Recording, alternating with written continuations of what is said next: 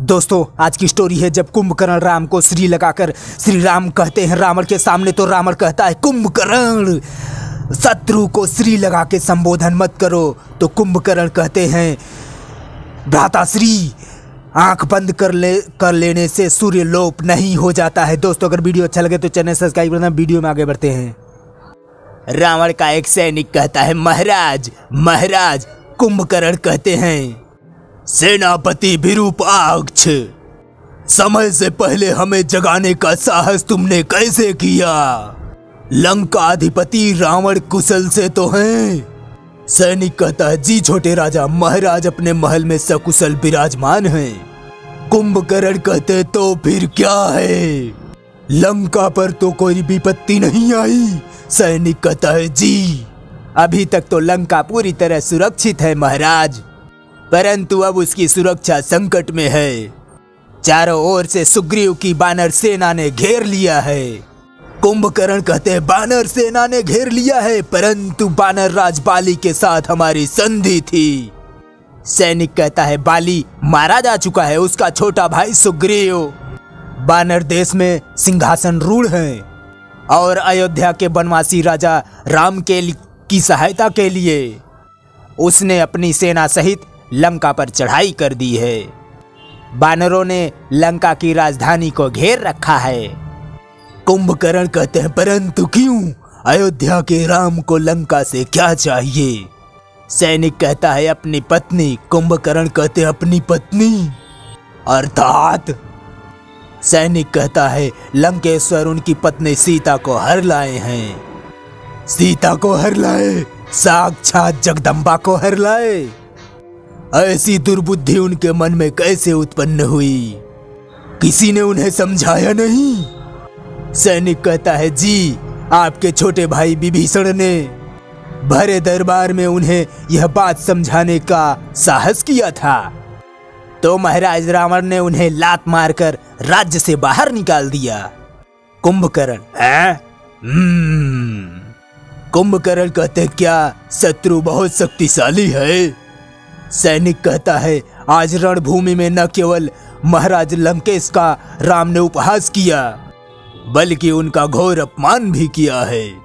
निशस्त्र करके उन्हें यह कह के छोड़ दिया जाओ थक गए होगे, मैं थके हुए निहत्थे शत्रु पर वार नहीं करता।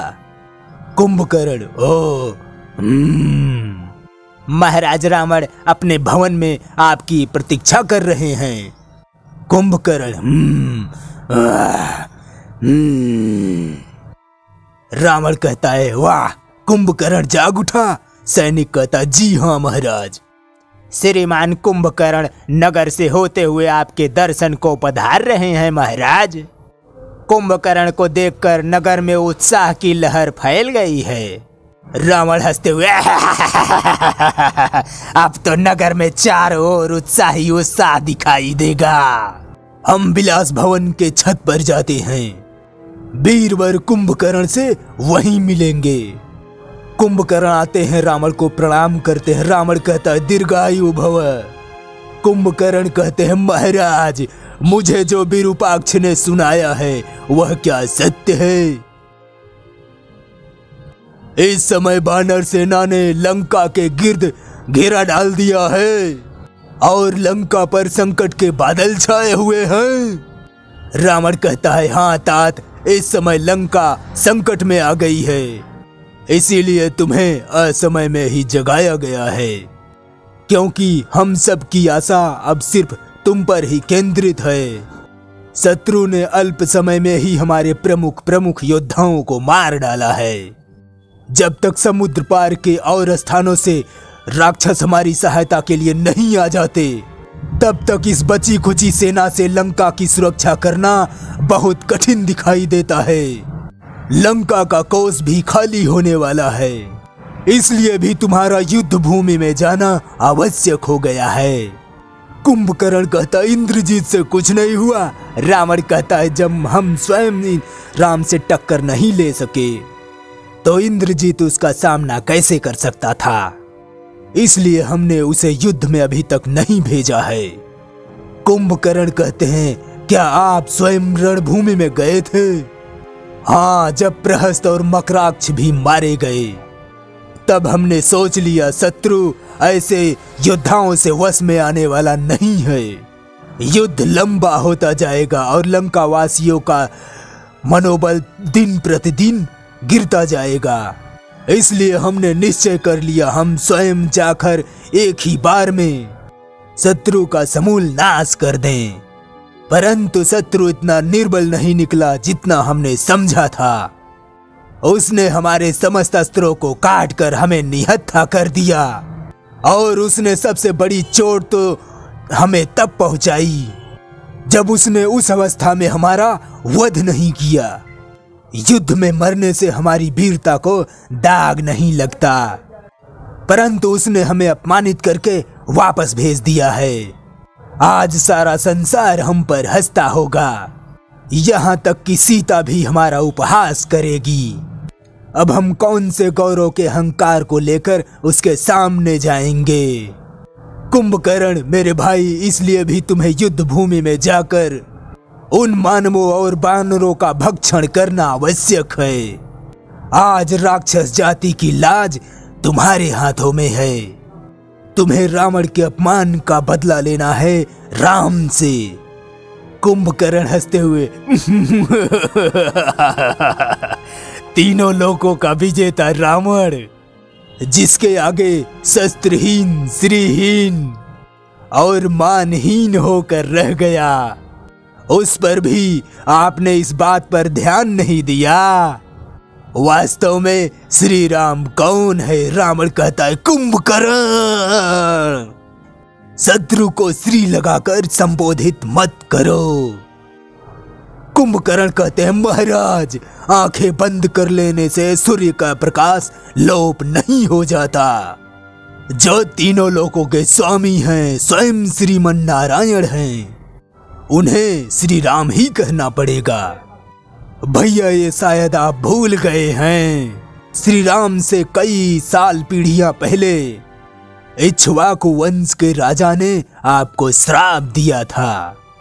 जब श्रीमन नारायण हमारे कुल में अवतार लेंगे तब उसी नर रूप में आपका विनाश करेंगे। वो बात भी भूल गए जो नारद ने मुझे बताई थी कि विष्णु ने राक्षसों का नाश करने के लिए अयोध्यापति दशरथ के घर जन्म लिया है। भैया ब्रह्मा की भी बात भूल गए, फिर भी आप महारानी सीता का हरण कर ले आए, जो स्वयं लक्ष्मी का अवतार हैं। रावण कहता है हमें अपनी बहन के अपमान का बदला लेना था। हमारे भाई के वध का प्रतिशोध क्या हमारा कर्तव्य नहीं था? कुंभकर्ण कहते हैं था, तो उस कार्य को वीरों की भांति करते। चोरों की भांति एक स्त्री का अपहरण करके क्या आपका मस्तक गौरव से ऊंचा हो गया है? सुपर्णखा मेरी भी तो बहन थी। आज जिस प्रकार मुझे उठाया है, उस दिन यह हीन कार्य करने से पहले मुझे जगाते तो मैं आपको बताता कि प्रतिशोध कैसे लिया जाता है। राजा के लिए उचित ही नहीं, यह आवश्यक भी है कि हर महत्वपूर्ण कार्य अपने परम विद्वान और सच्चे हितैषी मंत्रियों के परामर्श से ही करे। राजा को चापलूसों और ऐसे स्वार्थी मंत्रियों के बातों में नहीं फंसना चाहिए जो अपना निजी हित और अर्थ स्वार्थ के लिए राजा के साथ अपने देश को भी शत्रु के हाथों बेच सकते हैं। ऐसे ही मंत्रियों के लिए शास्त्र कहता है। रावण कहता है कुंभकर्ण, यह समय शास्त्र सुनाने का नहीं है। हर बात अपने अपने समय पर ठीक लगती है। कुंभकर्ण कहते हैं यही तो मैं कहना चाहता हूँ भैया, आपने उचित समय पर उचित बात नहीं की। नीति कहती है पुरुष को धर्म, अर्थ और काम का उचित समय पर ही करना चाहिए। प्रातः काल धर्म का, मध्याह्न काल में अर्थ सेवन का और रात्रि में काम सेवन का विधान है। इन तीनों में भी धर्म श्रेष्ठ है। अतः जहाँ धर्म और अर्थ और काम का सेवन विरुद्ध हो, वहां उन दोनों की उपेक्षा करके धर्म के अनुसार ही चलना चाहिए। सीता का अपहरण करते समय आपने धर्म और अधर्म की बात नहीं सोची। मंदोदरी भाभी और विभीषण की धर्मयुक्त बातें नहीं सुनी। केवल अपनी काम वासना की पूर्ति का बहाना ढूंढा है आपने। इसी का ये फल है जो आज सारे लंकावासी भोग रहे हैं। तो दोस्तों, अब तक के वीडियो आपको कैसा लगा? ठीक ठाक लगा हो तो भैया प्लीज चैनल वाला सब्सक्राइब कर देना भैया। वीडियो देखने के लिए धन्यवाद। Thank you. जय हिंद।